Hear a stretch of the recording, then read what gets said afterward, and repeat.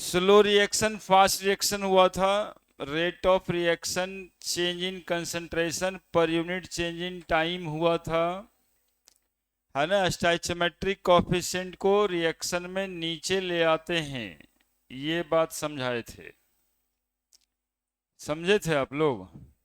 और उसी से फिर ये सब क्वेश्चंस बनाए थे, है ना। क्वेश्चन हम लोग अच्छा खासा बना ही लिए हैं रेट ऑफ रिएक्शन का। ये देखिए, पिछले पूरे दिन क्वेश्चन ही बनाए थे।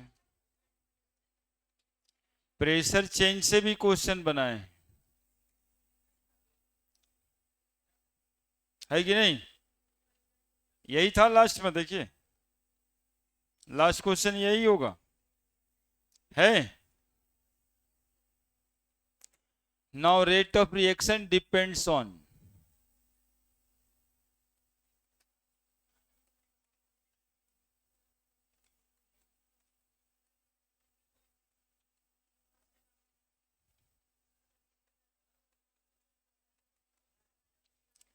रेट ऑफ रिएक्शन किस बात पे डिपेंड करता है। सबसे पहला बात, नेचर पे डिपेंड करता होगा, नेचर ऑफ रिएक्टिंग सबस्टेंस, है ना। Rate of reaction depends on nature of reacting substance, nature पे डिपेंड करता है सबसे पहला बात, nature of reacting substance. Nature से आपको समझना है कि जैसे पढ़े होंगे कि सोडियम को ऑक्सीजन में लाते ही जल उठता है, नहीं, सोडियम ऑक्सीजन में आता है, कैचेज फायर, ज्यादा रिएक्टिव है। फास्फोरस भी जल जाता है, लेकिन कैल्शियम, कार्बन, ये सब क्या जलता है क्या। तो मोर रिएक्टिव एलिमेंट जो होगा उसका रेट ऑफ रिएक्शन ज्यादा होगा, मॉडरेट रिएक्टिव एलिमेंट सब जो होगा उसका रेट ऑफ रिएक्शन कम होगा, और जो वेरी लेस रिएक्टिव होगा उसका रेट ऑफ रिएक्शन सबसे कम होगा। यानी नेचर ऑफ रिएक्टिंग सबस्टेंस पहला, और इसमें लिख देंगे मोर रिएक्टिव सबस्टेंस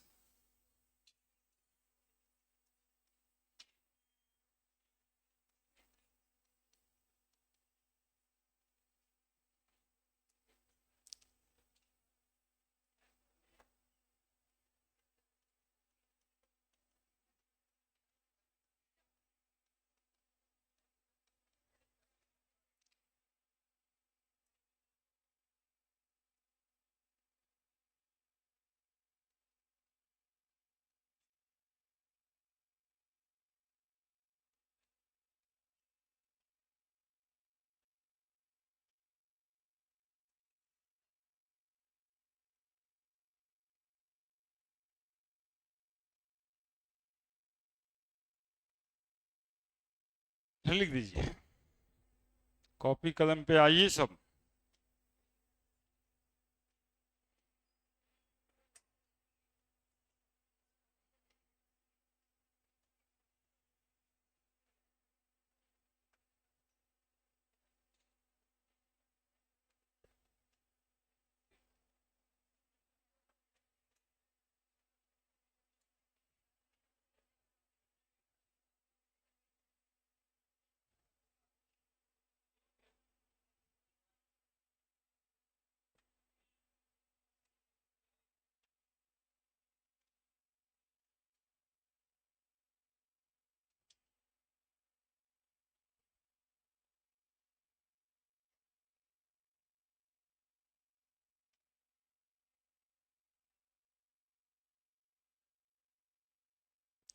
जल्दी जल्दी।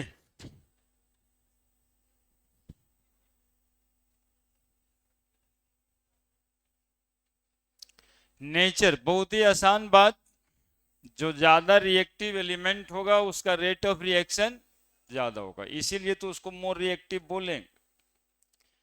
तो पहला बात है कि नेचर पे जरूर डिपेंड करेगा रेट ऑफ रिएक्शन, ठीक है। अब सोडियम ऑक्सीजन से रिएक्ट करने में सेकेंड और फ्रैक्शन ऑफ मिनट लगाएगा, और वहीं मरकरी और ऑक्सीजन को रिएक्ट करवाएंगे तो 13 दिन लगेगा। तो ये बात किस चीज पे डिपेंड किया? सोडियम और मरकरी के नेचर पे, है ना। ये मोर रिएक्टिव एलिमेंट है और ये लेस रिएक्टिव एलिमेंट, यही बात इसमें कहना है। दूसरा बात, टेम्परेचर, ये सब जगह रहता है। जहां कुछ डिपेंड्स ऑन तो टेम्परेचर तो जरूरी रहेगा, नहीं। रेट ऑफ रिएक्शन एक्चुअली में टेम्परेचर पे डिपेंड करता है, और टेम्परेचर बढ़ाने से रेट ऑफ रिएक्शन बढ़ता है। कारण आप समझते होंगे कि हर रिएक्शन में एलिमेंट्स का या एटम्स का इलेक्ट्रॉन निकलता है, इलेक्ट्रॉन का ही लॉस होता है, या फिर कोई सबस्टांस बॉन्डिंग बनाए हुए है तो वो बॉन्ड टूटता है, पहले ब्रेक करता है, तो बॉन्ड तोड़ने के लिए भी टेम्परेचर चाहिए, और एटम से इलेक्ट्रॉन को बाहर निकालने के लिए भी टेम्परेचर ही चाहिए। तो टेम्परेचर दोनों ही जगह पे चाहिए, इसलिए रेट ऑफ रिएक्शन टेम्परेचर के डायरेक्टली प्रोपोर्शनल है। और एक्चुअली में होता क्या है, एक बात पढ़ना है आगे चैप्टर में, कि हर 10 डिग्री टेम्परेचर बढ़ाने से रेट ऑफ रिएक्शन दोगुना हो जाता है ना। For every 10 degree rise in temperature the rate of reaction become double, है ना। It called as temperature coefficient. आगे एक टॉपिक आएगा, अभी डायरेक्टली प्रोपोर्शनल टू टेम्परेचर, है ना। उसमें कारण भी साथ में आएगा कि क्यों दोगुना हो जाएगा। तो यहां लिख देंगे कि rate of reaction is directly proportional to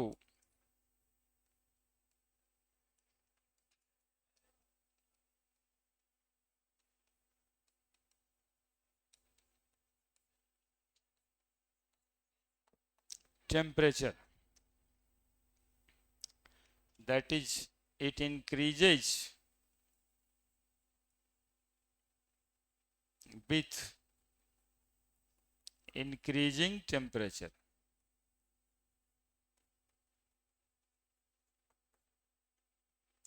और यहाँ नोट में लिख देना, आगे तो बताना ही है लेकिन एक दो बार सुनेंगे तो क्या दिक्कत है, नोट में लिख देना। For every 10 degree centigrade rise in temperature,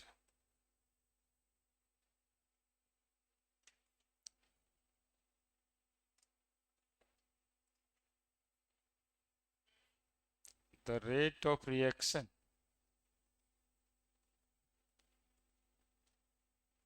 become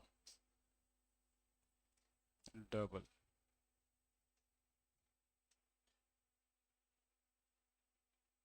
which is known as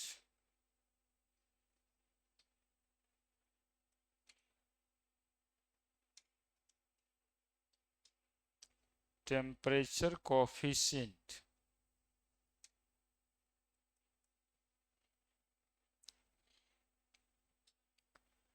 है ना। टेम्परेचर कोफिशिएंट आगे देखना है, कारण जानने के लिए कि क्यों दोगुना हो जाता है ना। ये आगे डिस्कस करेंगे, लेकिन टेम्परेचर पे डिपेंडेंसी है, इसलिए ये बात को ध्यान में रखना है कि यदि एक रिएक्शन 10 डिग्री सेंटीग्रेड पे हो रहा है तो जो रेट ऑफ रिएक्शन निकल के आएगा वो टेम्परेचर बढ़ाने से, 10 डिग्री टेम्परेचर बढ़ाने से दोगुना हो जाएगा। यानी 20 डिग्री पे होगा तो रेट ऑफ रिएक्शन 10 डिग्री वाले का दोगुना हो जाएगा, है ना।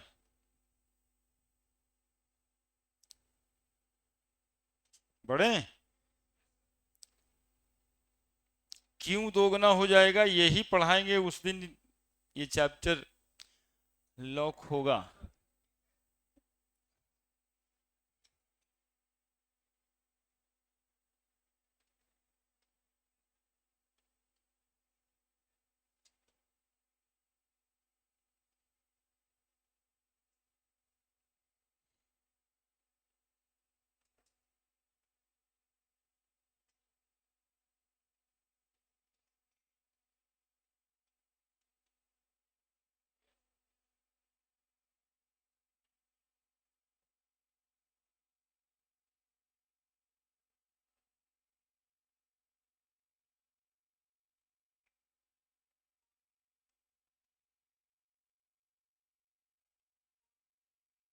लिख दिया बाबू?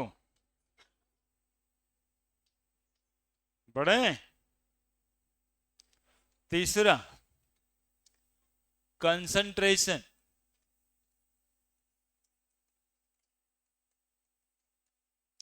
Of reactant.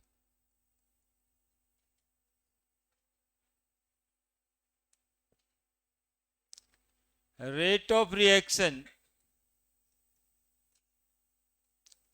is directly proportional to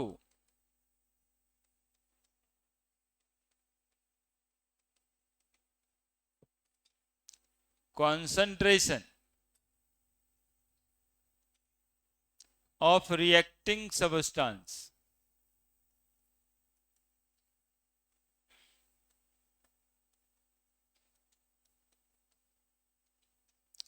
Rate of reaction reacting substance के कंसंट्रेशन का डायरेक्टली प्रोपोर्शनल, यानी कंसंट्रेशन बढ़ेगा तो रेट ऑफ रिएक्शन बढ़ेगा। चौथा, प्रेशर, ये गैसियस फेज रिएक्शन में rate of reaction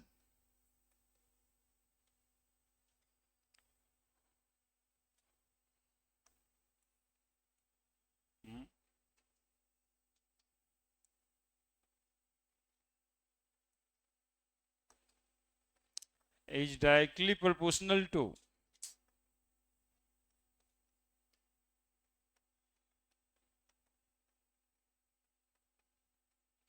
pressure.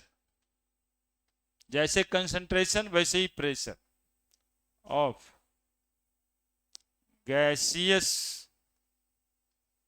Reacting substance, है ना। प्रेशर सिर्फ गैस मॉलिक्यूल का होता है, इसलिए गैसियस रिएक्टिंग सब्सटेंस में ही प्रेशर इफेक्ट करेगा।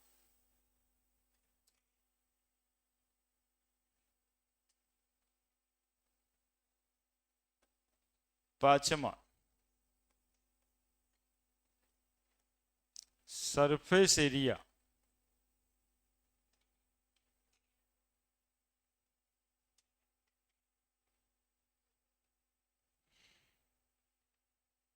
सरफेस एरिया से ज्यादा अच्छा ये size of reacting particle.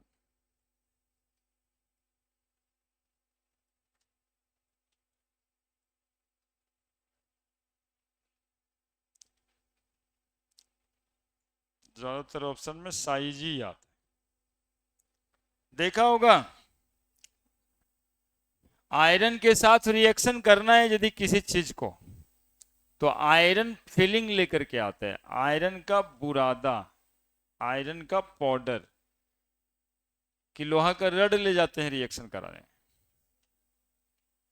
Powder, iron का कुन्नी, छोटा छोटा पार्टिकल, जिंक जब ले जाते हैं तो देखा होगा बहुत जगह लिखा है जिंक ग्रेन्यूल्स, यानी जिंक का छोटा छोटा पार्टिकल, है ना, उसका रेट ऑफ रिएक्शन ज्यादा होता है। अब लोहा का यदि रडे ले जाते हैं HCl से रिएक्शन कराने में तो आपका रिजल्ट मिलता 6-7 महीना के बाद। लेकिन यदि आयरन फिलिंग यानी छोटा छोटा बुरादा लोहा का ले जाके रिएक्शन कराएंगे तो आधे घंटे में रिएक्शन का रिजल्ट मिल जाएगा कि HCl से रिएक्शन कर गया, है ना। तो साइज ऑफ रिएक्टिंग पार्टिकल, जितना छोटा साइज का होगा उतना ज्यादा रेट ऑफ रिएक्शन होगा। एक्चुअली में पार्टिकल जितना छोटा होता है ना उतना ज्यादा उसका सरफेस एरिया हो जाता है। जैसे पार्टिकल 1 मोल ही है, 1 mole in the form of rod या bar, 1 mole in the form of smaller particles, तो सरफेस एरिया किसका ज्यादा होगा? स्मॉलर पार्टिकल्स का, है ना। जैसे कुछ है काम आएगा, एक वो पेज दीजिए ना सादा वाला हमको।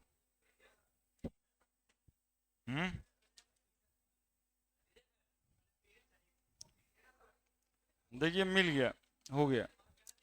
देखिए ये 1 मोल मान लीजिए पूरे रड के फॉर्म में या बार के फॉर्म में 1 मोल है। कोई भी पार्टिकल, लोहा मान लीजिए, जिंक मान लीजिए। अब इसको जो है ना महीन कर देते हैं, मतलब इसको फाड़ के हम छोटा छोटा पार्टिकल कर देते हैं। चीज उतना ही है। ये देखिए, अब देखिए, हाँ इसी के लिए मांगे थे। ये देखिए, और छोटा कर देते हैं, और छोटा कर देते हैं, है ना। अब रिएक्शन में 1 मोल ही जाएगा, लेकिन ऐसे ये वाला जाएगा। अब पहले एक पूरा पेज जा रहा था, तो रेट ऑफ रिएक्शन किसका ज्यादा होगा ये बताना था हमें। रेट ऑफ रिएक्शन, अब इसको जब हम रिएक्शन में डालेंगे ना, तब इसका रेट ऑफ रिएक्शन ज्यादा होगा। दोनों अमाउंट सेम ही है, नहीं एक पेज पहले भी था, बाद में भी है। अमाउंट सेम है, लेकिन पार्टिकल जब छोटा हो जाता है तो रेट ऑफ रिएक्शन ज्यादा हो जाता है। जैसे कितना और किताब में पढ़े होंगे, फाइनली डिवाइडेड आयरन, ऐसा लिखा रहता है। फाइनली डिवाइडेड मतलब अब जो कर रहे हैं वो अब और नहीं टूट सकता या फट सकता, है ना। अब देखो कितना मुश्किल हो रहा है ये, अब फाइनली डिवाइडेड हो गया कि भैया अब नहीं फटेगा ये, तो इसका रेट ऑफ रिएक्शन और भी ज्यादा होगा। ठीक है, मतलब कि समझ ही रहे, रख लो।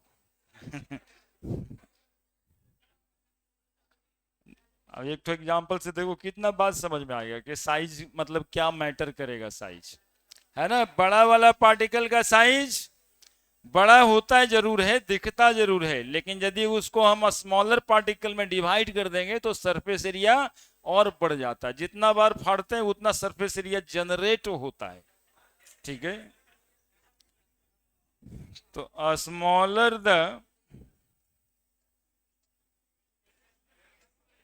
Size of particle,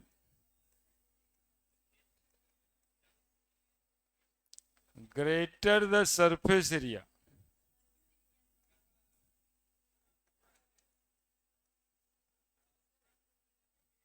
higher the rate of reaction।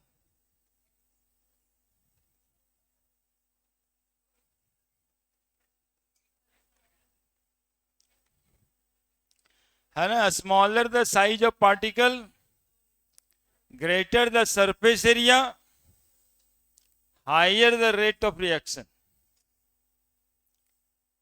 और ग्रेटर द सरफेस एरिया कैसे, एगो छोटका पार्टिकल का सरफेस एरिया थोड़े ना, पूरा पेज के कंपैरिजन, है ना। सरफेस एरिया छोटा छोटा पार्टिकल का बढ़ जाएगा, पूरा पेज का सरफेस एरिया फाड़ देने के बाद जितना पार्टिकल उससे क्रिएट हुआ उसका सरफेस एरिया बढ़ जाएगा, ग्रेटर द सरफेस एरिया, है ना। तो दोनों बात चलता है। साइज पूछे तो स्मॉलर, और सरफेस एरिया पूछे तो ग्रेटर, है ना। Higher the rate of reaction. ऐसे नहीं कि सर वो तो उतना बड़का वो फाड़ दिए तो इतना छोटा हो गया, अब सरफेस एरिया इसका ज्यादा कैसे। अरे इसका ज्यादा नहीं होना है, इसमें जितना पार्टिकल ऐसा फाड़ के बचेगा उस टोटल सरफेस एरिया, क्योंकि नया सरफेस जनरेट हो रहा है ना, जितना बार फाड़ रहे हैं उतना नया सरफेस जनरेट हो रहा है, अब सरफेस एरिया इसका बढ़ेगा। ठीक है, जितना बार फाड़ेंगे उतना नया सरफेस जनरेट होगा। और रिएक्शन होता है ना आपस में दो पार्टिकल के कॉलिजन से। ठीक है, जब दो पार्टिकल टकराता है तो टक्कर होने में ये सरफेस एरिया चाहिए हमको, इधर से भी टकरा जाएगा, इधर से भी टकरा जाएगा, है ना। तो ये लिखे, smaller the size, greater the surface area. हाँ, कभी कभी यदि नहीं समझे रहोगे, नहीं ये पेज फाड़े तो बाद में आ जाओगे सर ये तो गलत लिखा हुआ है, लेकिन ये सही लिखा हुआ है। Amount should be same. हो गया पांचवा। पहला कौन था, नेचर, दूसरा टेम्परेचर, तीसरा, चौथा, पांचवा साइज, और छठा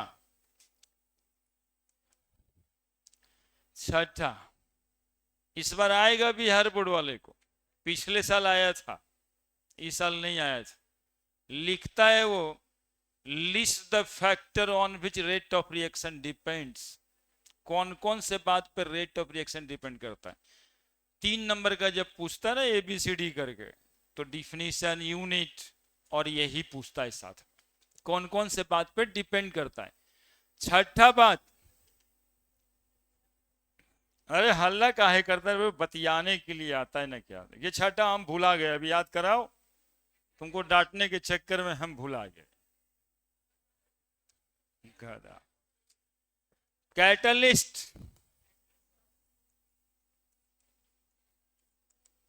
कैटलिस्ट पर रेट ऑफ रिएक्शन डिपेंड करता है। एक्चुअली में कैटलिस्ट रेट ऑफ रिएक्शन को बढ़ाता है। नहीं, ऐसा वाला एग्जाम्पल दिए, देखिएगा जी, यहां पे कुछ हो रहा है, ये दोनों के बीच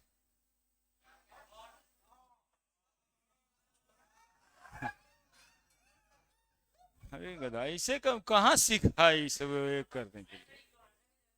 हाँ? ये तो गजब, मतलब कि सिनेमा हॉल में बैठा है ना क्या। सिनेमा हॉल में 2-4 लाठी मार दे रहा है आजकल, जाके हल्ला करके देखो। ये दोनों के बीच हॉट टॉक हो रहा है। हॉट टॉक का मतलब है दोनों एक दूसरे को धमकी दे रहा है ना। अब ये वाला जो है, ये वाले भाई साहब, इनके कान में जाके कुछ कह देते हैं। अब इसके रिजल्ट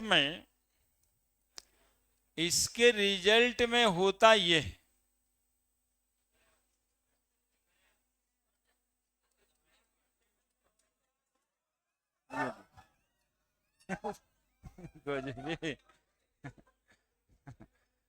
मतलब पहले तो बातें हो रहा था, अब तो पटक दिया एक दूसरे को। और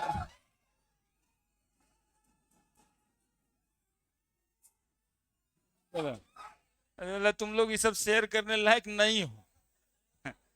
मतलब ऐसा कुछ बोल के समझाया नहीं जा सकता है ना। तो वही बात होगा, तो पढ़ो समझ में आया तो आया, नहीं तो ठीक है चलो। ऐसे करना चाहिए क्या, जो बोले वो समझना चाहिए। अब ये दो रिएक्टेंट मॉलिक्यूल था, ये कैटलिस्ट है। हम तो ये बात समझा रहे हैं, कैटलिस्ट का काम होता है कि जो चीजें चल रही होती है उसके रेट को बढ़ा देना विदाउट पार्टिसिपेटिंग डायरेक्टली। ये भाई साहब इनके कान में जाके कहे थे, ये नहीं कि इनके साथ मिल करके उसको पटके। देखिए ना, फोटो देखिए, ये कान में कह दिए और निकल भी लिए। लड़ा वही दोनों है ना। उस केमिकल प्रोसेस में या ये जो फिजिकल प्रोसेस हुआ है, इसमें ये भाई साहब का कोई रोल नहीं है। हम ऐसा बोलना चाहते हैं, ये फिजिकली इन्वॉल्व नहीं हुआ इस प्रोसेस में, लेकिन इसके वजह से ही ये हुआ है। ठीक है, तो कहते हैं वैसा केमिकल सब्सटेंस जो रेट ऑफ रिएक्शन को इंक्रीज कर दे without participating in the reaction directly, known as catalyst. और एक नेगेटिव कैटलिस्ट होता है जो इस रेट ऑफ रिएक्शन को डिक्रीज भी कर देता है। लेकिन जब तक नेगेटिव कैटलिस्ट ना बोल के आए तब तक ये बातें हम लोग को करनी नहीं है। जैसे मैथ में दू बोलेंगे तो कोई -2 थोड़े ना समझेगा, समझेगा क्या। तो कैटलिस्ट बोले तो हमेशा क्या समझना है, पॉजिटिव कैटलिस्ट, है ना। और वो होता है निगेटिव कैटलिस्ट जो एक रिएक्शन के रेट को घटा देता है। ठीक है, तो हम लोग इसी बात को लिखेंगे कि रेट ऑफ रिएक्शन को अल्टर कर देता है कैटलिस्ट विदाउट पार्टिसिपेटिंग डायरेक्टली, है ना। वैसन का आदमी समाज में ढेर पाया जाता है, 2 दोस्त है तो तीसर का ऐसन के होगा, इसलिए उससे बचना है ना। देखिए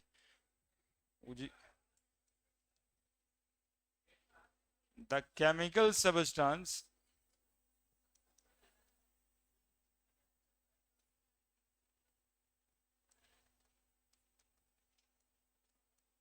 which alter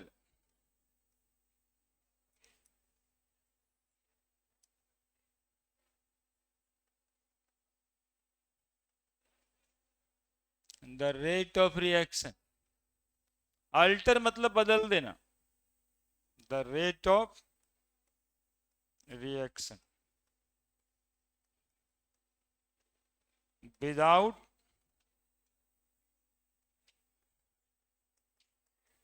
participating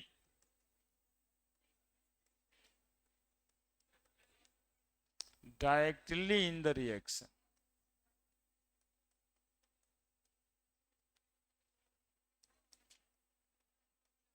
Known as catalyst.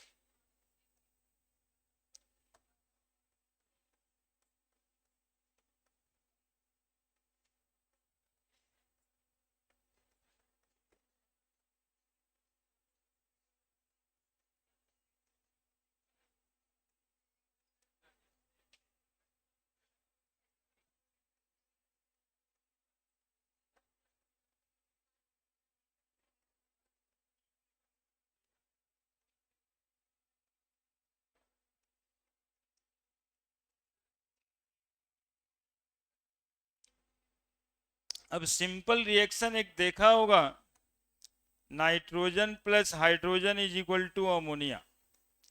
यहाँ पे कैटलिस्ट होता है आयरन, है ना. ट्रांजिशन मेटल ही जनरली कैटलिस्ट बनता है ना. ट्रांजिशन मेटल्स को वैकेंट डी ऑर्बिटल होता है, इसलिए टेम्पररी इलेक्ट्रॉन रखने का जगह देता है रिएक्टेंट मॉलिक्यूल को, है ना. तो यहाँ पर नीचे लिख देना, transition metal generally act as, transition metal किसको कहते हैं जी?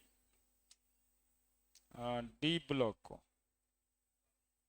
Generally act as catalyst. जहां जहां कैटलिस्ट तुमको अभी दिखाई दे रहा होगा ना, ज्यादातर जगहों पे ट्रांजिशन मेटल होगा. आयरन होगा, निकेल होगा, प्लेटिनम होगा, वेनेडियम होगा, V2O5 होगा, Fe2O3 होगा, Cr2O7 होगा. ज्यादातर जगहों पे ट्रांजिशन मेटल ही कैटलिस्ट का काम करता है, क्योंकि उसको क्या रहता है? वैकेंट डी ऑर्बिटल रहता है ना.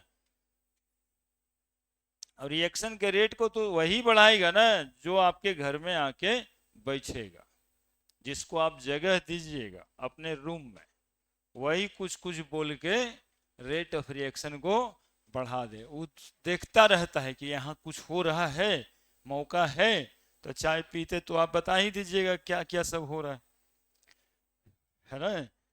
तो चाय पिएगा और कुछ कुछ ऐसा बोलेगा अकेले में ले जाके. कभी कभी तो इतना ज्यादा इन्फ्लुएंस वाले कैटलिस्ट भाई साहब होते हैं कि वो चाय पी के गए और घर में महाभारत शुरू.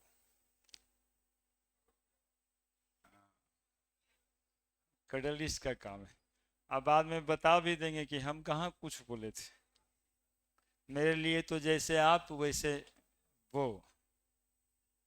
कैटलिस्ट जनरली यही करता है. उसे वो सही है कह रहा है कि अब जो है सातवीं बात स्पेशल टाइप ऑफ रिएक्शन के लिए, जिसको कहते हैं फोटोकेमिकल रिएक्शन. वहां पे सनलाइट भी एक फैक्टर बन जाता है रेट ऑफ रिएक्शन को डिसाइड करने के लिए, है ना. कोई पूछे कि सनलाइट भी क्या एक फैक्टर है जो रेट ऑफ रिएक्शन को डिसाइड कर सकता है, तो बोलेंगे हाँ, फोटोकेमिकल रिएक्शन में सनलाइट भी एक फैक्टर है. ऑल रिएक्शन में नहीं, लेकिन जहां जहां सनलाइट की जरूरत होती है या डिफ्यूज सनलाइट की जरूरत होती है, यहां जहां रिएक्शन में डार्क लिखा हुआ होता है, वहां सब जगह पे सनलाइट की जरूरत होती है, तो रेट ऑफ रिएक्शन भी उस पर डिपेंड करता है. तो सातवां है सनलाइट. नहीं देखते हो फोटोसिंथेसिस बायोलॉजी में पूरा का पूरा ये रेगुलेट सनलाइट से ही है, कब होना है, कब रेट बढ़ना है, नहीं, फोटो पीरियोडिज्म बायोलॉजी, फूल फल लगने का समय देखते हो। गोभी ठंडे के दिन में खूब मिलने लगता है, खाते खाते गोभी परेशान, और अभी खोजने जाइएगा तो नहीं मिलेगा, है ना। ये फोटो पीरियोडिज्म है। आम मिल रहा था, अब थोड़ा दिन और मिलेगा, बाद में खत्म। फोटो पीरियडिज्म है। इस सब का सनलाइट से ही अफेक्शन है, जहां पे फ्रूटिंग फ्लावरिंग होता है ना। एक ठो को प्लांट को कहते हैं, अब बायोलॉजी बोल रहे हैं जी, शॉर्ट डे प्लांट, सुना है ना, लॉन्ग डे प्लांट। तो शॉर्ट डे प्लांट उसको कहते हैं जिसको कम सनलाइट चाहिए, जो ठंडा में सब होता है, लाइट एक्सपोजर का ड्यूरेशन कम चाहिए। और लॉन्ग डे प्लांट उसको कहते हैं जिसमें सनलाइट का एक्सपोजर का ड्यूरेशन ज्यादा चाहिए। आप देखिएगा इसी पे डिपेंड करता है। इसी की वजह से कुछ फल गर्मी में मिलता है, कुछ फल ठंडा में मिलता है। सब फल सब दिन नहीं मिलता है। बोले सर तो मिलता तो है, तो कोल्ड स्टोरेज वाला बात नहीं कर रहे हैं, वहां रख के मिलेगा। सातवां, सनलाइट। ये सिर्फ फोटोकेमिकल रिएक्शंस के लिए।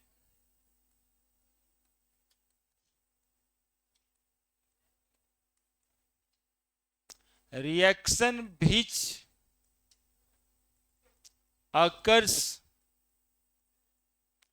in the presence of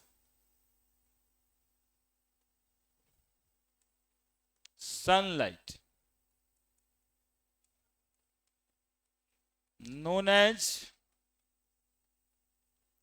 photochemical reaction।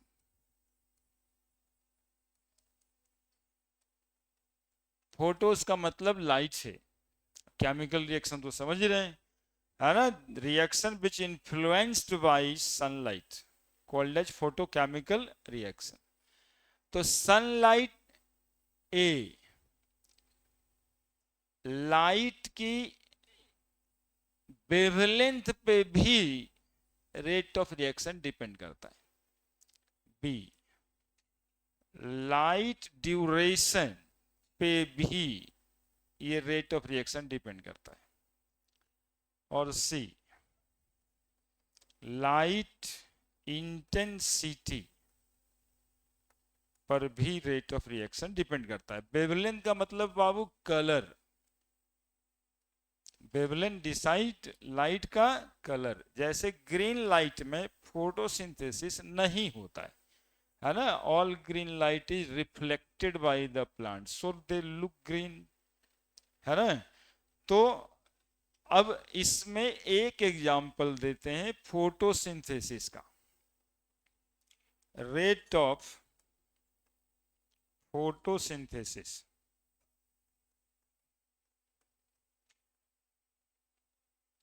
समझ जाएगा जी। सिंथे निखा करके रह गया।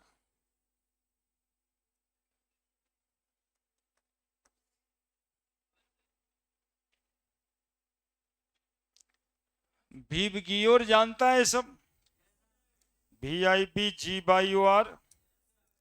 तो VIP G/R, जी पर झुक जाएगा, बाई VIP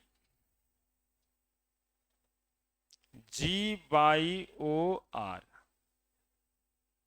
देखो क्या लिख दिए, violet indigo blue, photosynthesis green में रेड क्या हो गया, नहीं के बराबर है, और फिर रेड की तरफ जाकर के बढ़ गया। तो रेट ऑफ फोटोसिंथेसिस यहाँ वेवलेंथ पे डिपेंड कर रहा है। इधर में वेवलेंथ इंक्रीजेज, रेड का वेवलेंथ सबसे ज्यादा होता है, और इधर रेट ऑफ फोटोसिंथेसिस बना लीजिए। लाइट ड्यूरेशन, वही उसमें तो ग्राफ नहीं बनेगा, उसका एग्जाम्पल लिख देना है फोटो पीरियोडिज्म, ये लाइट वेवलेंथ के लिए लिखिए ना।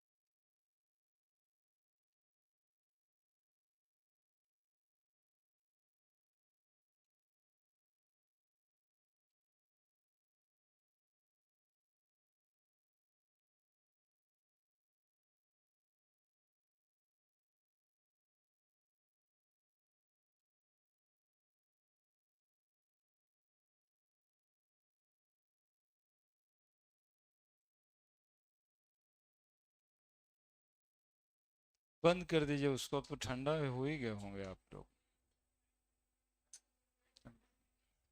ये कितना शांति, आवाज ज्यादा करने लगा है। लिख दिए लाइट वेवलेंथ, लिख दिए। रेट ऑफ फोटोसिंथेसिस ज्यादा है वायलेट वाले कलर में, इंडिगो वाले में, ब्लू वाले में। रेट ऑफ फोटोसिंथेसिस कम है किस वाले में? ग्रीन कलर में फोटोसिंथेसिस नहीं होता है, क्योंकि इसको एब्जॉर्ब ही नहीं करता ना।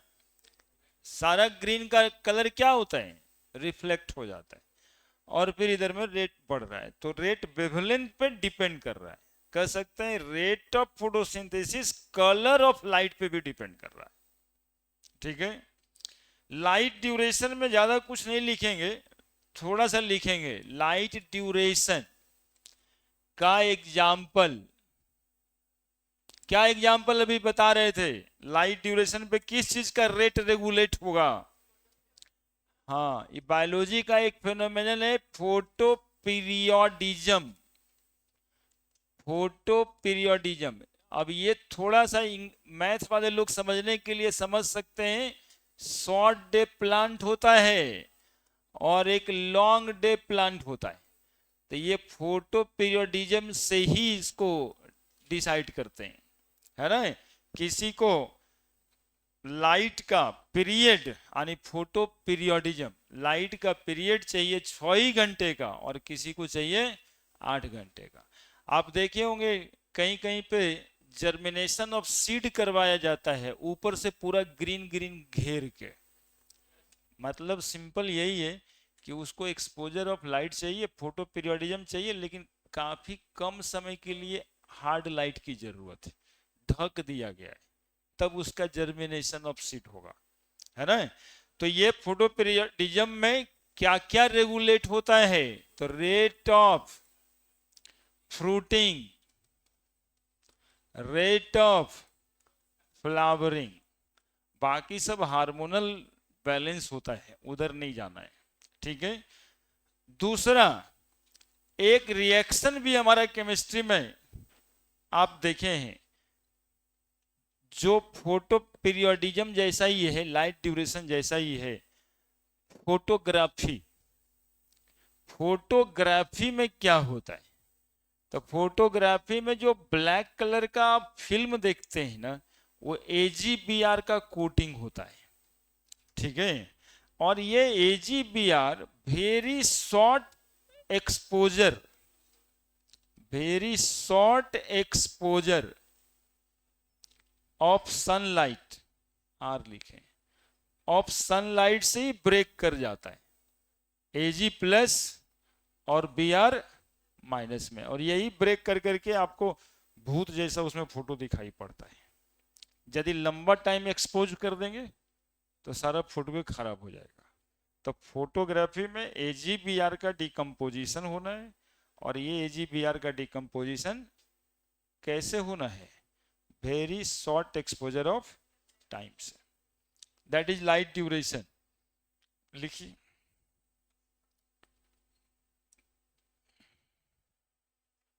और एक कौन सा पॉइंट था? इंटेंसिटी। इंटेंसिटी का मतलब समझते हैं जी? हाँ हाँ हाँ, लाइट इंटेंसिटी क्या?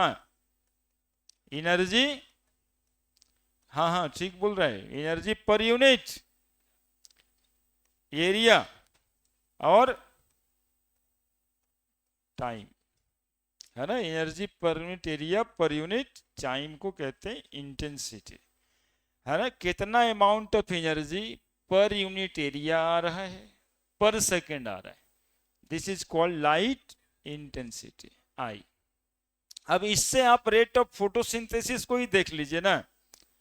रेट ऑफ फोटोसिंथेसिस आपके हिसाब से सुबह 7 बजे स्टार्ट करते हैं 12 PM में, और शाम के 7 बजे क्या दिखाई देता है? Rate of photosynthesis. अरे फोटोसिंथेसिस एक केमिकल रिएक्शन है, पता है ना। 7 बजे सुबह में रेट ज्यादा होगा कि कम होगा?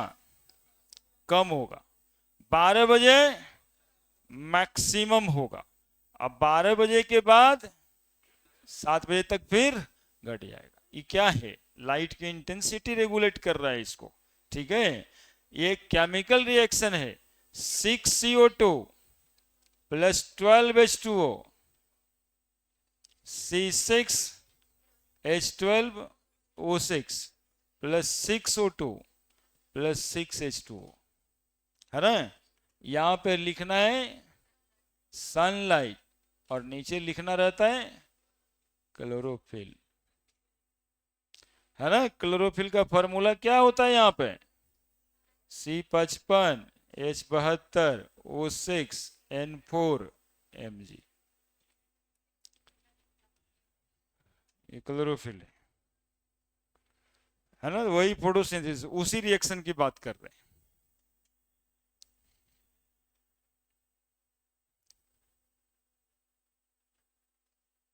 तो 7 AM और 12 PM और 7 PM में किस बात का अंतर है? लाइट की इंटेंसिटी का अंतर है ना। सनलाइट का तो दोष नहीं है, सनलाइट से एनर्जी यहां तक पहुंचने, जो पहुंच रहा है उस पर रेगुलेट हो रहा है।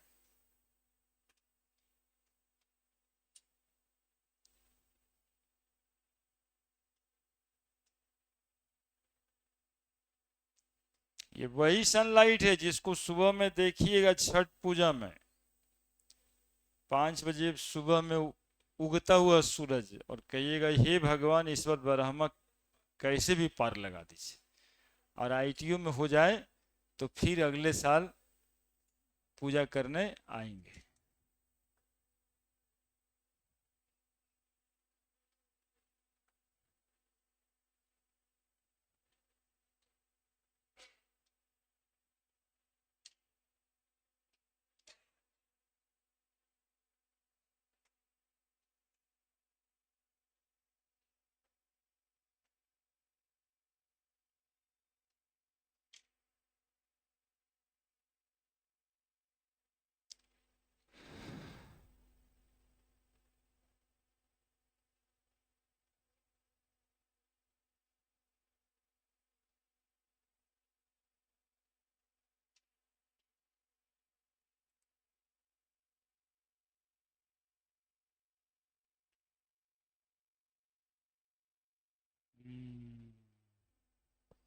तो इतना सारा बात था जिस पर रेट ऑफ रिएक्शन डिपेंड करता है।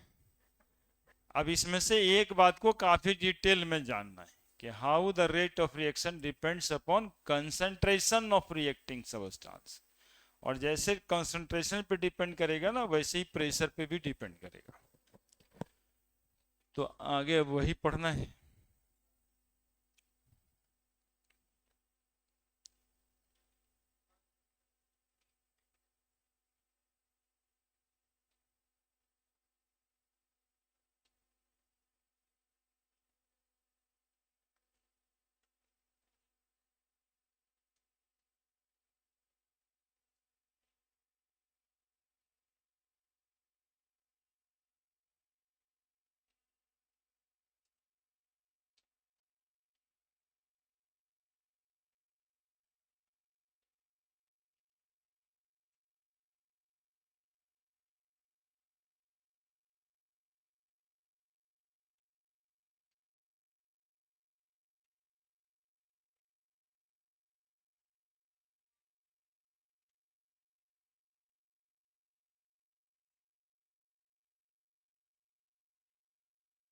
ये फोटोसिंथेसिस का रिएक्शन है भाई, फोटोसिंथेसिस का ही रिएक्शन है ना। उधर देखो 12H2O लिखे होंगे, इधर 6H2O निकल गया है, तो मैथ के हिसाब से उधर 6H2O भी लिख सकते हैं, लेकिन बायोलॉजी में 12H2O ही लिखना चाहिए और 6H2O इधर।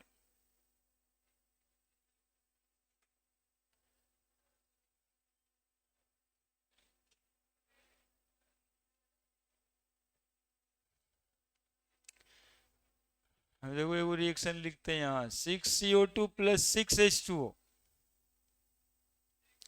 C6H12O6 प्लस 6O2, यहाँ पे सनलाइट और यहाँ पे क्लोरोफिल। दोनों डिफरेंट है जे, दोनों रिएक्शन डिफरेंट हैं, है डिफरेंट। अरे बोलो ना, दोनों देखने में अलग लगता है ना।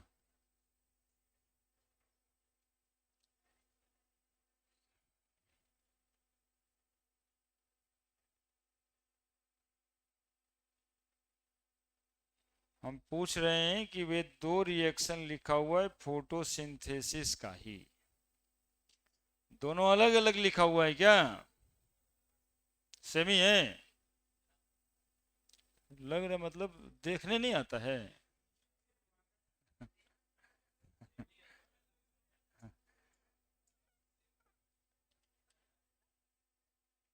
अब बायोलॉजी में नीट वाले परीक्षा में which of the following represent photosynthesis करके यदि दोनों ऑप्शंस आ जाए तो किसको टिक लगाएंगे? नीचे वाले को टिक लगाएंगे। दोनों बराबर ही है लेकिन टिक लगेगा नीचे वाला, है ना। ऊपर वाला मैथ है, नीचे वाला बायोलॉजी है। अब ये मैथ और बायोलॉजी क्या है? फोटोसिंथेसिस में एक्चुअली में 12 मॉलिक्यूल वाटर ही लगता है, जिसमें 6 मॉलिक्यूल वाटर ट्रांसपायर हो जाता है। ट्रांसपिरेशन जिससे वाटर लॉस होता है, नहीं ओस की बूंद देखता होगा। तो कॉन्सेप्ट यही है कि आदमी सब पानी पीते हैं तो बाथरूम भी तो जाते हैं, मतलब पानी पीना बंद कर दें तो मैथ वही है। 6 मॉलिक्यूल वाटर घट गया है, कितना पिया ये पता नहीं चल रहा है ना। इसीलिए इसमें सिर्फ मैथ है कि 12:2 6:2 घटा के लिख दिया गया है, लेकिन जरूरत इसी का है और ये उसमें निकलेगा ही। ठीक है, तो इसलिए फोटोसिंथेसिस को बेटर रिप्रेजेंट नीचे वाला करता है। 5 बार पूछा है 40 साल में, 5 बार मेडिकल जैसे परीक्षा में। अब बस यही बात के लिए पूछता है, ऑप्शन दोनों दे देता है। जो जल्दी में रहते हैं वो ऊपर वाला टिक करते हैं, क्योंकि मैथ हावी रहता है दिमाग पर हमेशा, है ना। लूसो लगेगा कि तो ठीक ही है, क्या दिक्कत है, लेकिन उनका तो गलत हो गया। They will lose. कितना जोड़े थे पिछले दान? 58,000। एक टिक में 58,000 गया। अगला, now rate law.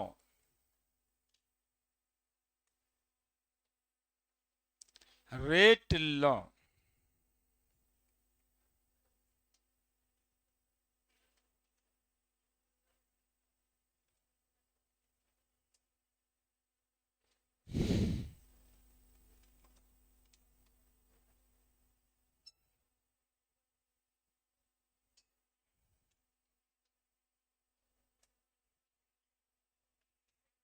Rate law, ठीक है।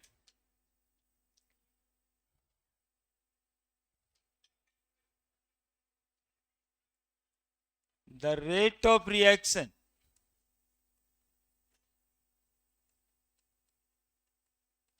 of a chemical reaction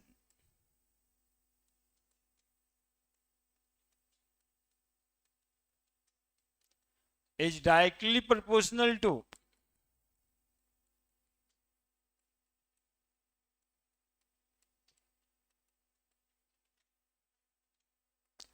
the product of concentration of each reacting species of each reacting species to the power raised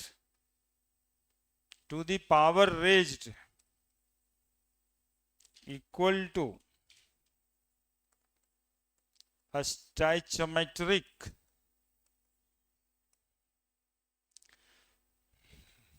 power raised में और में नॉट इक्वल टू में और में नॉट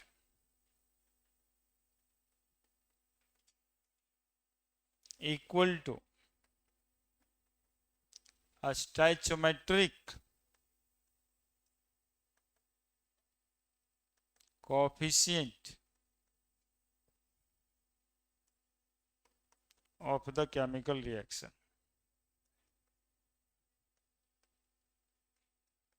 देखिएगा, बात समझना है, मतलब ये है कि समझ में नहीं भी आ सकता, इसलिए समझना है। कहे कि लॉ है और लॉ में लिखा है मे और मे नॉट इक्वल टू। जब दो बातें होने लगे तब तो ध्यान तो देना पड़ेगा ना। एक वो बात रहता है तो आदमी बर्दाश्त कर लेता है, चलो भाई लिखल था तो क्या कीजिएगा, लेकिन यहाँ दोनों लिखल है, इसलिए समझना पड़ेगा। The rate of reaction of a chemical reaction is directly proportional to product of concentration of each reacting species या substance। यहां तक तो ठीक ही था, पहले भी पढ़े कंसंट्रेशन वाले में कि कंसंट्रेशन बढ़ाएंगे तो रेट ऑफ रिएक्शन बढ़ेगा। अब क्या लिखता है, reacting species to the power raised, सबसे खराब तो ये है, मे और मे not equal to stoichiometric coefficient of the chemical reaction. This is the rate law. देखिए समझने वाली बात क्या है,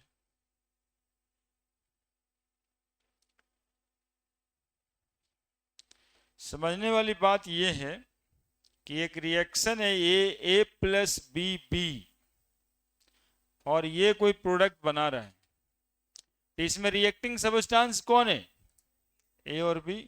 तो इस रिएक्शन का रेट ऑफ रिएक्शन जो है ना, directly proportional to concentration of A into concentration of B, directly proportional to the product of concentration of each reacting species. तो कंसंट्रेशन ए और बी, बीच में गुना भी है ही है ना, product of concentration of each reacting species. अब क्या है, टू द पावर रेज्ड में और में not equal to stoichiometric coefficient, यानी कि इसका स्टैचोमेट्रिक कोफिशिएंट स्मॉल ए है, जिसको आप पावर में चढ़ा भी सकते हो और नहीं भी। तो कैसे होगा, अल्फा और बीटा लिख रहे हैं, ए और बी नहीं लिख रहे हैं, क्या लिख रहे हैं, अल्फा और बीटा। ये लोग कह रहे हैं कि ये अल्फा ए के बराबर हो भी सकता है, अल्फा ए के बराबर नहीं भी हो सकता है, बीटा बी के बराबर हो भी सकता है और बीटा बी के बराबर नहीं भी हो सकता है। तो कैसे पता चलेगा कब बराबर होगा कब नहीं बराबर होगा, है ना, बात रह जाता है यहाँ। देखते लिखिए,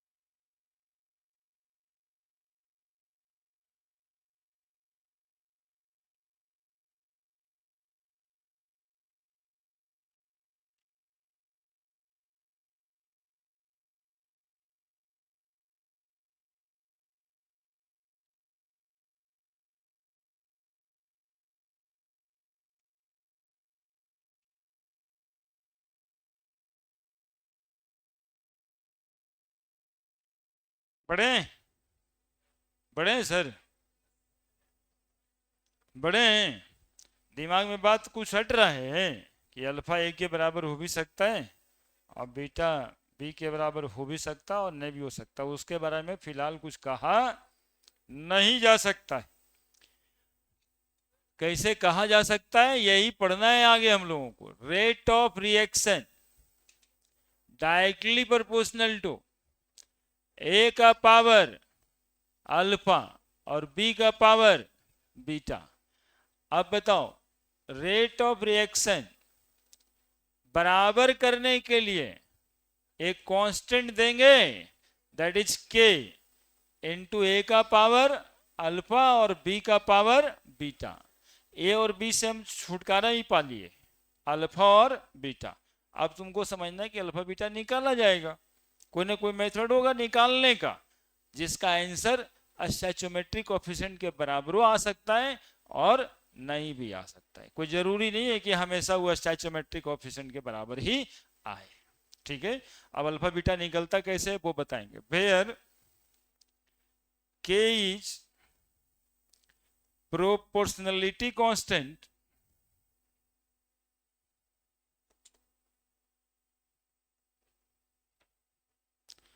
and known as rate constant,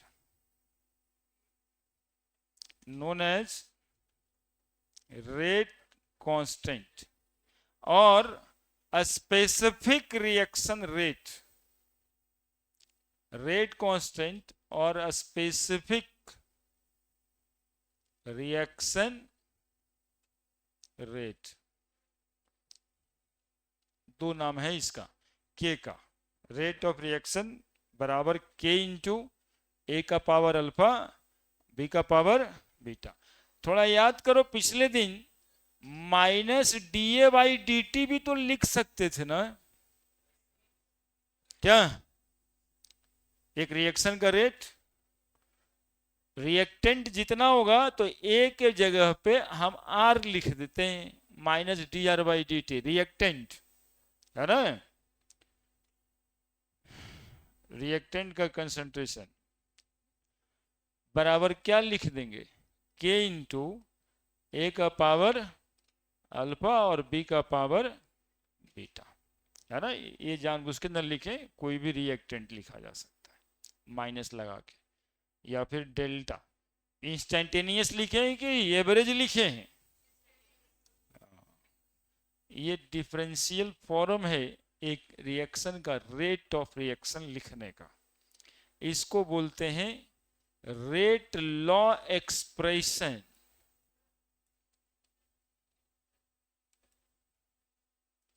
of a chemical reaction, rate law expression. ठीक है, लिखिए।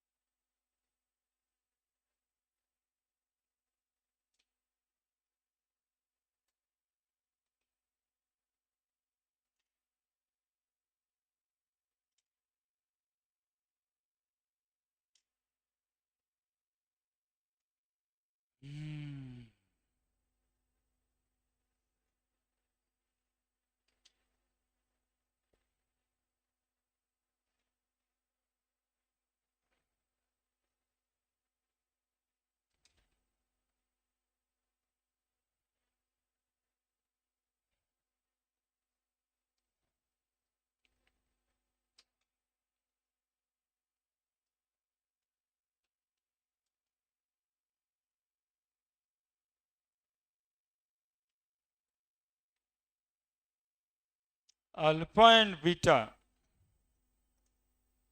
पहुंचे यहां तक?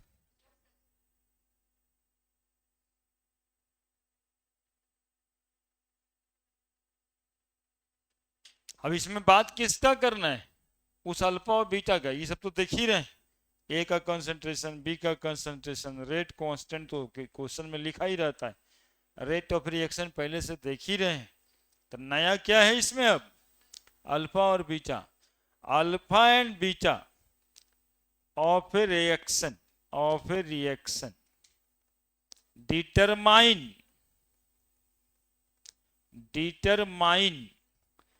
experimentally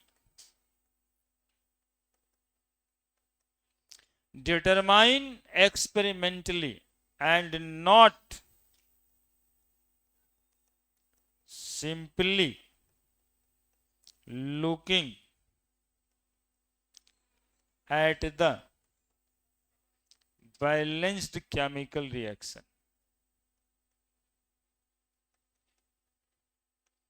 देखो कितना छोटा और बड़ा बात लिखा हुआ है, कितना छोटा और बड़ा बात लिखा हुआ है।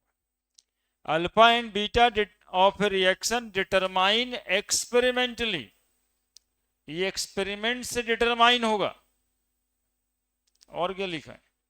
And not simply looking at the balance chemical reaction, सिर्फ बैलेंस केमिकल रिएक्शन को देख के डिटरमाइन नहीं किया जा सकता है।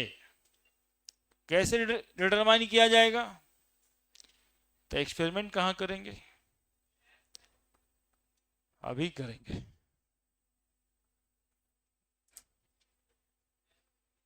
देखिए कैसे करते हैं एक्सपेरिमेंट।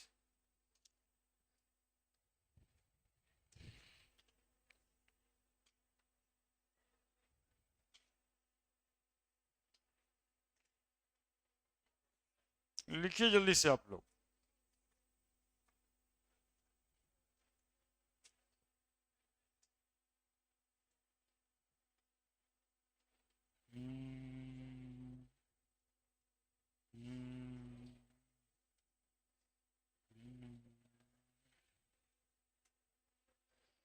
देखिए क्वेश्चन इसके थ्रू बनाते हैं, कौन से एक्सपेरिमेंट और कैसे इस अल्फा बीटा निकाला जाता है।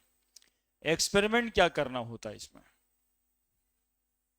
बढ़ाएं इसी कॉन्सेप्ट का क्वेश्चन, अल्फा और बीटा निकालने वाला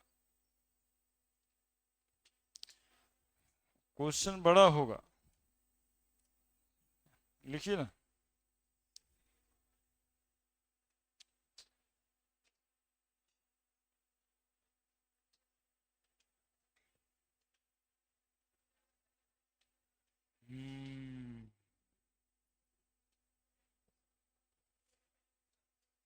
बड़े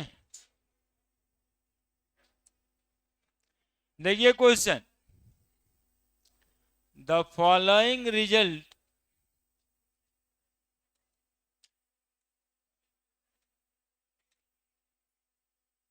have been obtained during the kinetic studies of the reaction। 2a plus b that is equal to c plus d।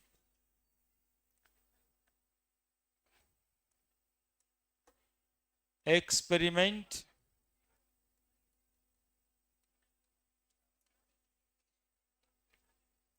concentration of A, concentration of B,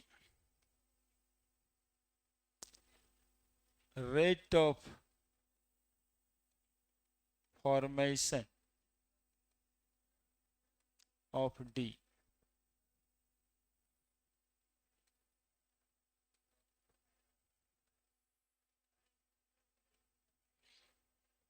Experiment 1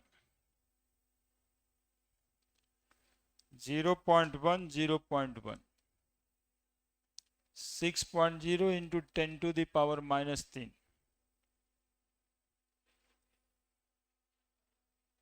Experiment 2 .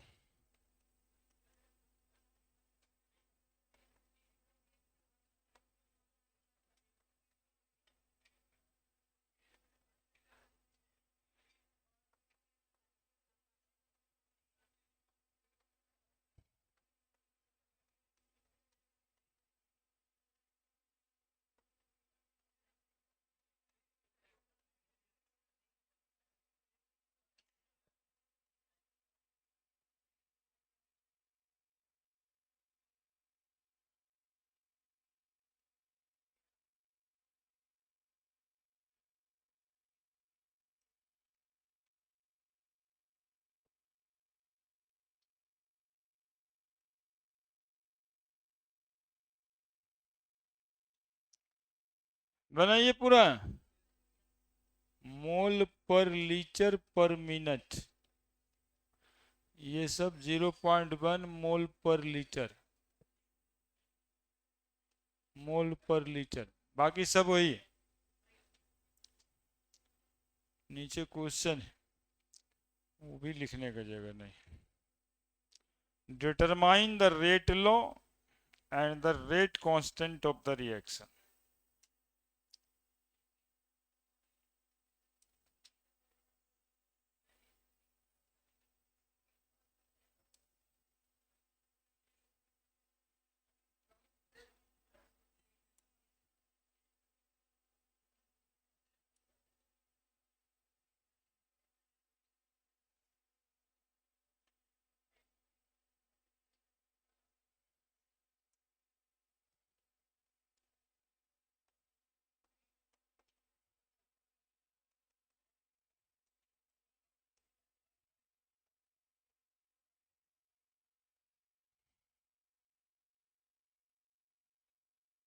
Determine the rate law and rate constant for the reaction.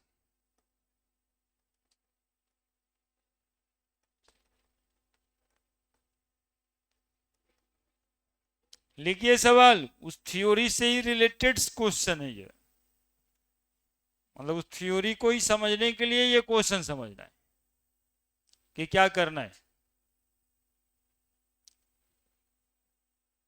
कैसे experimentally determine होगा alpha और beta, ये समझना है।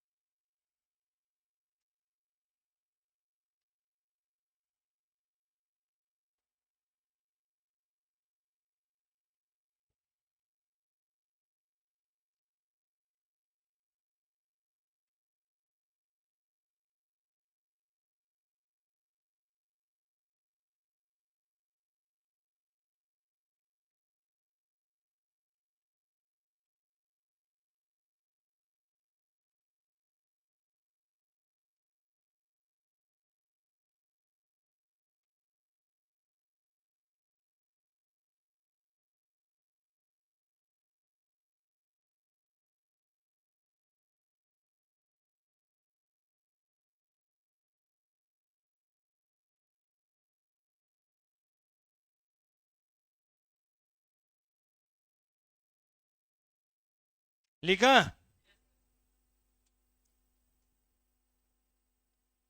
बताइए कि बन जाएगा तो कितना मजा आएगा। अभी देखो कैसे लग रहा होगा, पता नहीं क्या है ना, एकदम सॉफ्ट।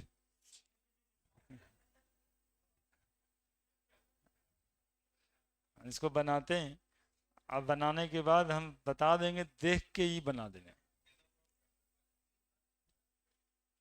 बताने दो।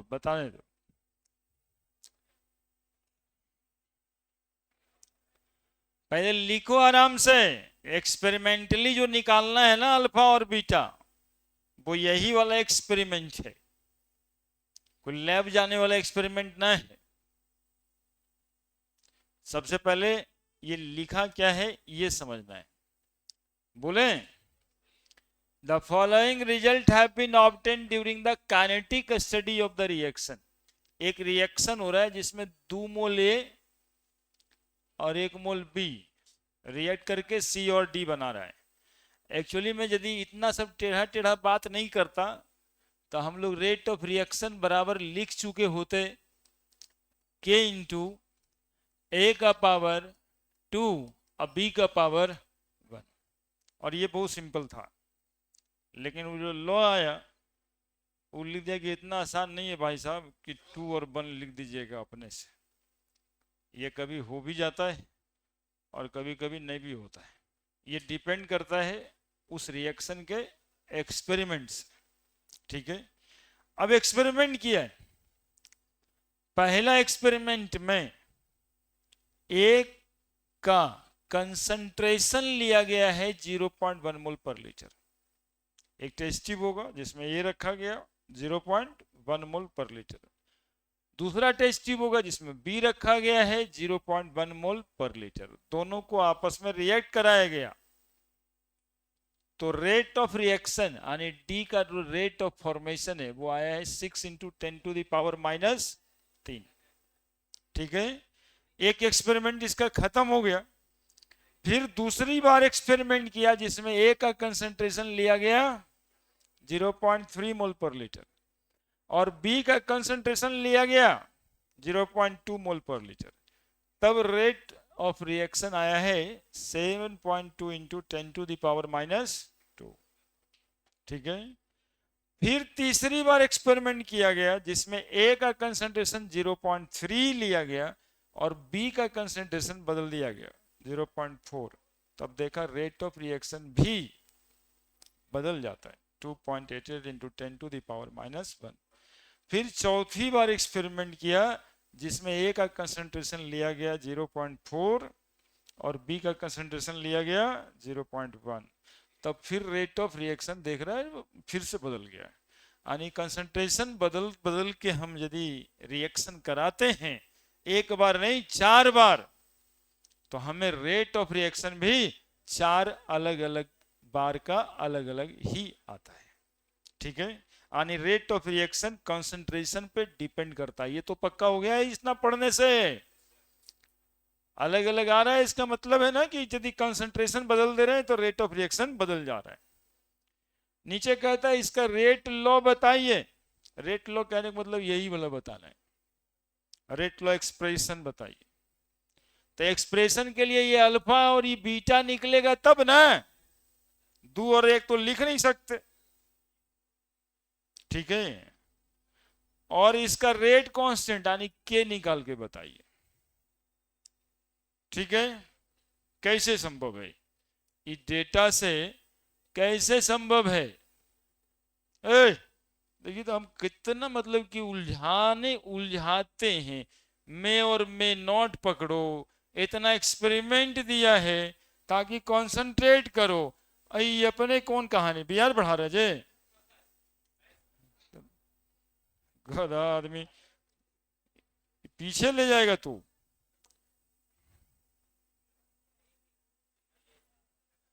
हाँ, ऐसने ऐसने आदमी देख लो कैसे पढ़ेगा बिहार, बता दो हमको।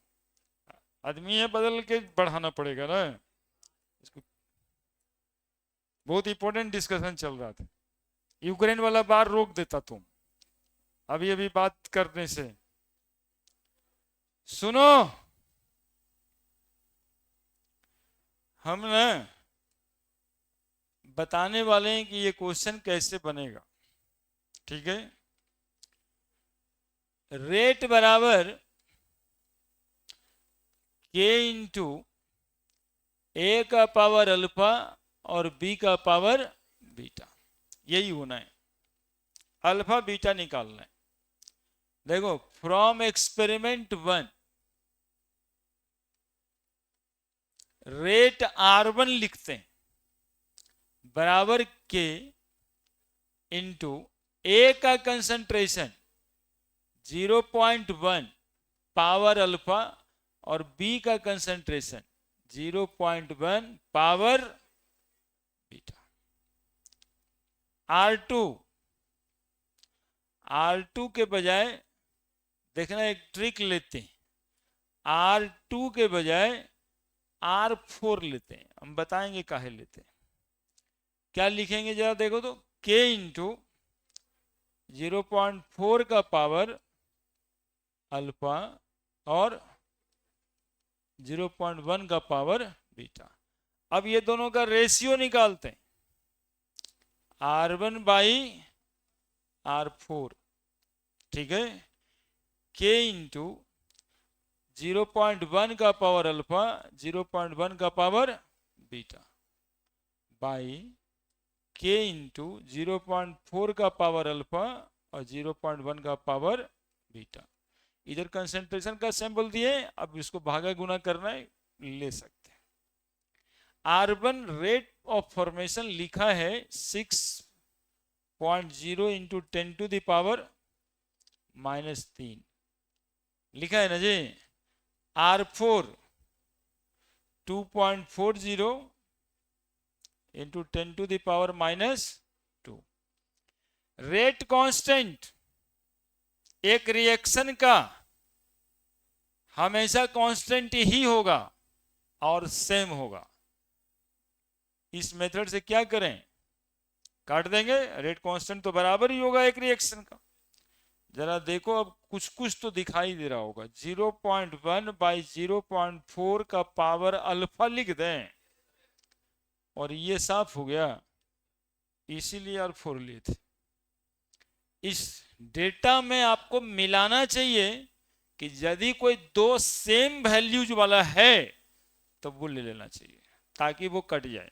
नहीं कटेगा तो अल्फा प्लस बीटा निकलने लगेगा, है ना, तो एक लंबा मैथ की तरफ चला जाएगा।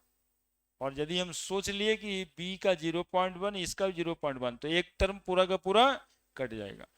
देखो तो ये दोनों कितना से कट जाएगा और ये पॉइंट तो उड़ ही जाएगा। जरा देखो क्या निकल के आ रहा है, 1/4 बराबर 1/4 का पावर अल्फा। यानी इधर में पावर कितना लिख दें इसको, यानी अल्फा बराबर, अरे निकल गया, अल्फा बराबर 1। अब अल्फा बराबर 1 का वैल्यू पुट कर दें तो बीटा नहीं निकलेगा क्या? कोई दूसरा एक्सपेरिमेंट लेंगे जिसमें ये दोनों कट नहीं जाए, कट जाएगा तो निकलेगा कैसे, है ना। तो इस बार कोई दूसरा ले लेंगे, पहला और दूसरा ले लेते हैं, अल्फा का वैल्यू तो मिल ही गया है, ठीक है। दूसरा तीसरा ले लेते हैं, अल्फा कट जाएगा इसमें तो अल्फा का वैल्यू लेना भी नहीं पड़ेगा। मूव एकदम कॉन्स्टेंटली देखते रहिएगा, सिर्फ आप नजर न हटाइए। अब जो है R1 नहीं R2, एक बच्चा बोला है पीछे से कि दूसरा तीसरा लेते हैं। R2 बराबर क्या, 0.3 का पावर अल्फा और 0.2 का पावर बीटा, और R3 बराबर 0.3 का पावर अल्फा और 0.4 का पावर बीटा। जरूरी नहीं था अलग अलग लिखना, बटा कर देते सीधा, ठीक है, कर दिए तो कर दिए। R1 बाई R3 बराबर R2 by R3, R2 by R3 बराबर R2 बाई R3 बराबर 0.3 का पावर अल्फा और 0.2 का पावर बीटा बाई 0.3 का पावर अल्फा और 0.4 का पावर बीटा। यहाँ के तो रहेगा ना, अरे राम, जगह के कारण ये सब छूट जाता है ना, के और के रहेगा। मूव कर देते हैं, थोड़ा सा इधर जाएगा तो कोई दिक्कत नहीं ना है, वो तो लिखा ही गया है। तो बताओ, ये के और के पहले तो काट दें, के और के काट दें पहले। 0.3 का पावर अल्फा, अल्फा कट जाएगा, R1 और R3। R1 कितना, R2 कितना है 10 टू द पावर -2, और R3 कितना है बराबर 0.2 बाई 0.4 पावर क्या बीटा। कितना से कटने वाला है यह,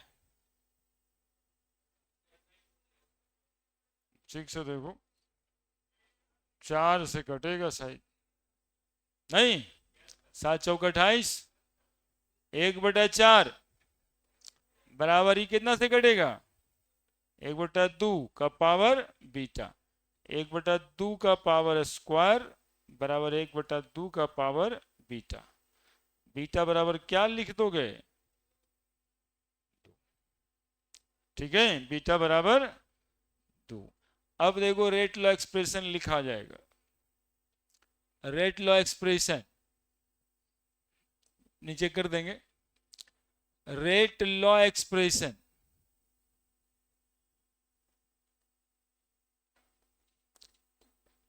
क्या, रेट बराबर के इंटू ए का पावर था अल्फा, अल्फा बराबर कितना और बीटा बराबर कितना,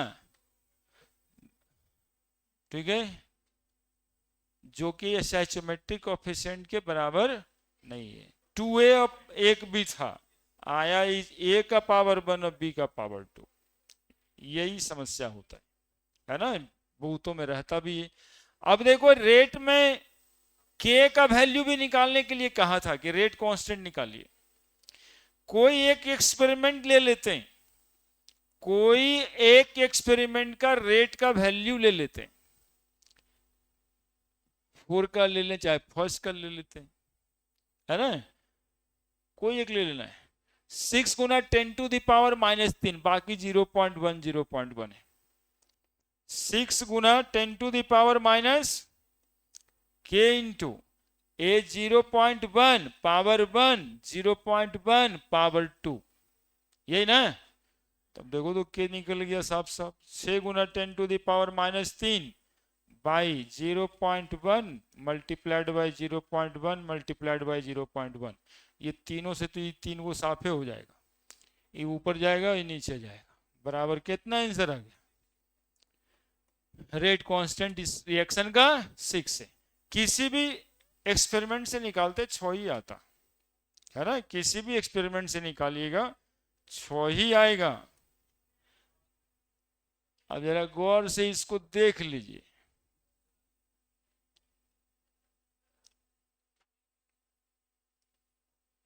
छोटा छोटा लगा इधर, दिख रहा है जी? अरे नहीं दिखेगा तो बड़ा करेंगे।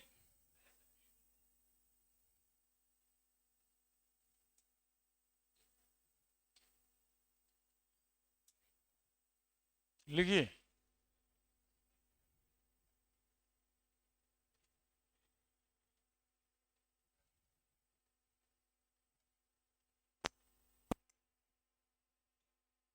कंप्लीट बंद कर दें जी,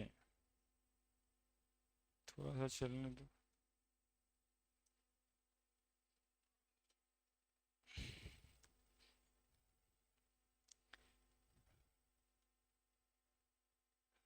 तो पूरा जी पूरा का पूरा बज गया।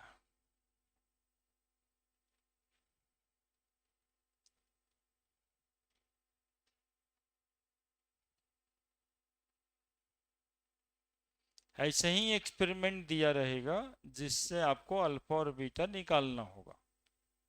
इसीलिए लिखा हुआ था कि ये सिर्फ बैलेंस केमिकल रिएक्शन को देख के आप नहीं लिख सकते, इसमें हमेशा आप एक्सपेरिमेंट के सहारे कैलकुलेट करके लिखिएगा।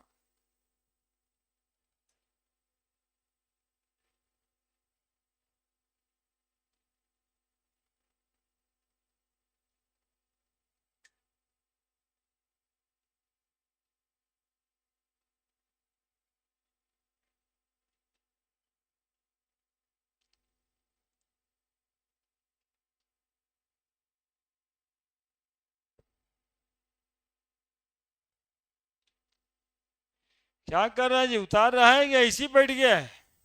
कि छोड़िए ये सब से कोई मतलब ना है हमको।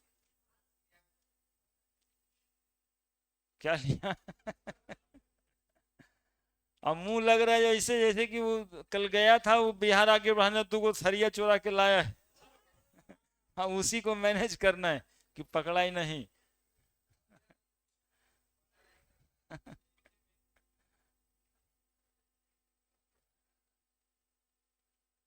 सही बात है ये। थाली लेके चला है यार। उस समय भी पढ़ने आया था यहाँ पे, उसके बाद गया है, मतलब दोनों जगह था वो, यहाँ आके गया है। हाँ,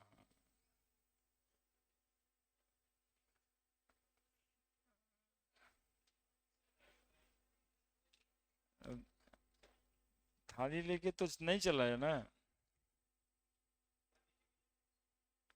करते हैं, थोड़ा सा मैनेज करने दीजिए। सब लिख रहे हैं ना, समाज में बैठे हुए हैं आप।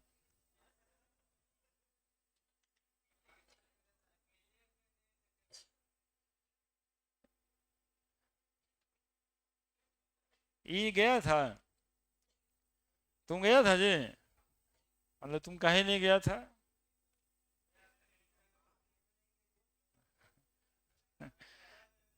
हम कैसे जाते, हमरा तो ऐसे ही पुलिस पकड़ लेता। हम तो सोचते भी तो पकड़ के बैठ गया था यहीं पे। हाँ।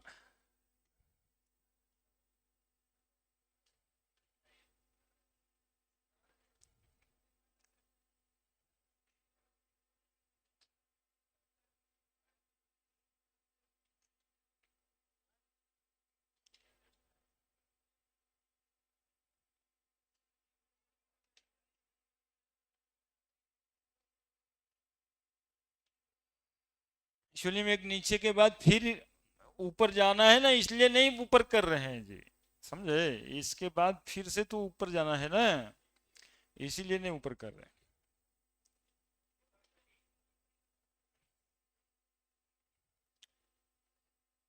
मूव करें?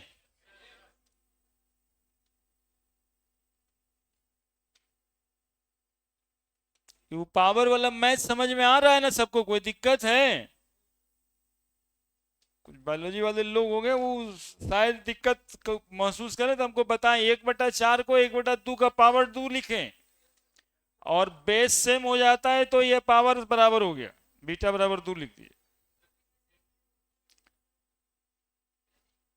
आदमी आप आंसर गलत बनाए हैं। रेट लॉ एक्सप्रेशन में जो अल्फा बीटा निकलेगा ना वो हमेशा पॉजिटिव इंटीजर ही होगा। तो 1.5, 1.25, 2.5, 3 ये सब कुछ विशेष आने वाला नहीं है, वही भी करेगा। अब ये क्या लगता है तुमको, 1.5 आता या 1.9 आता तब क्या करते? यही ना करना चाह रहा है, तो कुछ ना कुछ तो फ्रैक्शन होगा ही।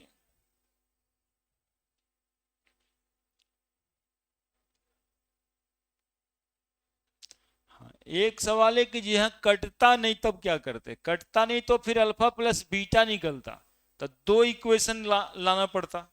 एक बार अल्फा प्लस बीटा इससे, एक बार अल्फा प्लस बीटा उससे, और दोनों को फिर सब्स्टिट्यूशन मेथड से या एलिमिनेशन मेथड से निकालना पड़ता। हाँ वैसा नहीं देता है केमिस्ट्री में, देता आरामी से कट जाने वाला है।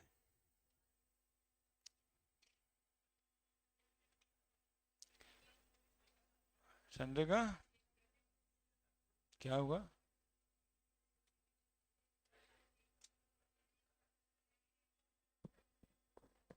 नहीं समझ पा रहे हैं क्या बोली? हाँ आएगा, उसका यूनिट पढ़ाना है अलग से। वो भी डिपेंड कर जाता है अल्फा बीटा के वैल्यू पर, है ना, उसमें बहुत बात, इसलिए फिलहाल नहीं लिखे। देखो जी, लिख लिया? अब इस क्वेश्चन को देख के कैसे बनाए, मतलब कुछ नहीं करेंगे और फिर भी निकलेगा। देखो देख के कैसे कैलकुलेट होगा। लिख दिया है सब?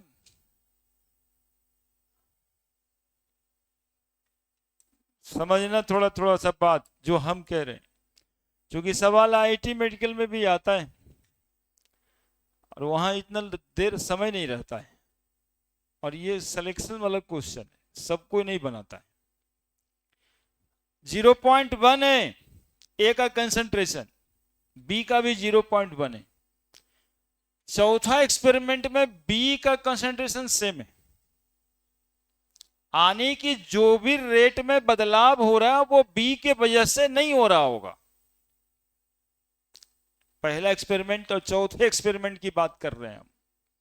पहला और चौथा एक्सपेरिमेंट में जो भी रेट ऑफ रिएक्शन में बदलाव हो रहा है वो किस वजह से हो रहा है?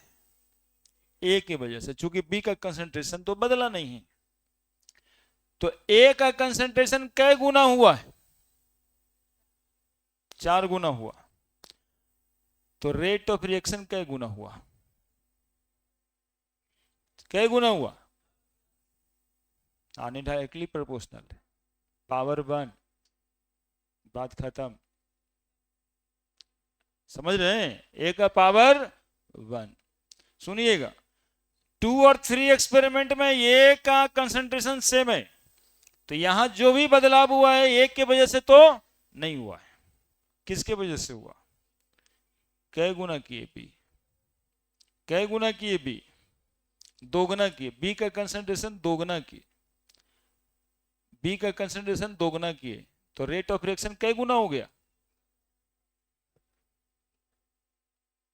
नहीं हो गया, मतलब स्क्वायर पे डिपेंड कर रहा है।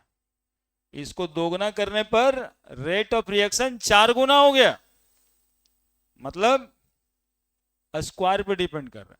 8 गुना हो जाता, पावर क्यूब पे डिपेंड करता। 16 गुना हो जाता, पावर 4 पे डिपेंड करता।